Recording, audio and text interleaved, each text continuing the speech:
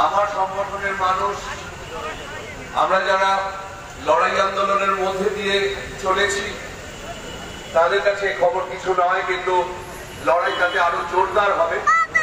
খবর পেলাম কালকে সুপ্রিম কোর্টে কেসটা উঠছে না, প্রধান বিচারপতি শরীর খারাপ, অসুস্থ।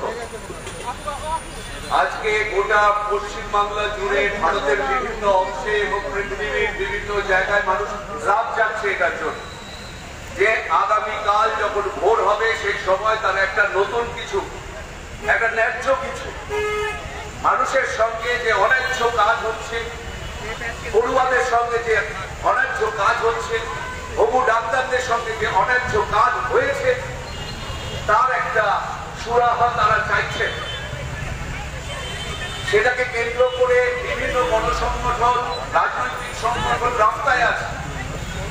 তাদের সঙ্গে আপামর জনসাধারণ, যাদের বয়সের কোনো সীমা নেই, আরো দুরভিসন্ধি নিয়ে, আরো টাকা নিয়ে, আরো অর্থবল নিয়ে লড়াই করছে যাতে সাধারণ মানুষ এই বিচার না পায়।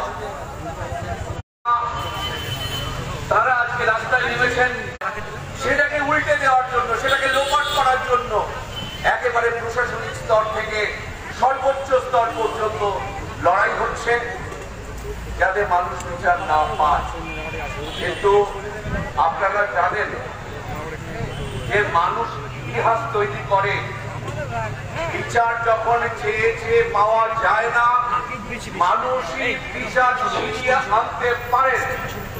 সেই জন্য আপনাদের কাছে, এখানে যারা যারা উপস্থিত আছে, প্রত্যেকের কাছে, রাজ্যের সাধারণ মানুষ, মহিলা, ছাত্র ছাত্রী, বাসে ট্রামে, মেট্রো থেকে যারা বেরোচ্ছেন, তাদের কাছে আমাদের একান্ত অনুরোধ থাকবে যে আগামী দিনে এই লড়াই আরো জোরদার করতে হবে। বিচারপতি কতদিন অসুস্থ থাকেন সেটা আমরা দেখব, আমরা সমাজকে সুস্থ করব এবং এই নির্যাতিতাকে শপথ নিচ্ছি আমরা বিচার পাইয়ে দেবো।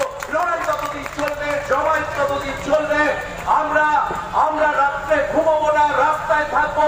আমরা দেখবো যে কত বড় শক্তি তৈরি হয়েছে পশ্চিমবাংলায়, কত বড় শক্তি তৈরি হয়েছে ভারতবর্ষে, যে সাধারণ মানুষের চাহিদা যে বিচার, সেই বিচারকে, ন্যায় বিচারকে তারা মানুষের কাছ থেকে ছিনিয়ে নিতে পারে।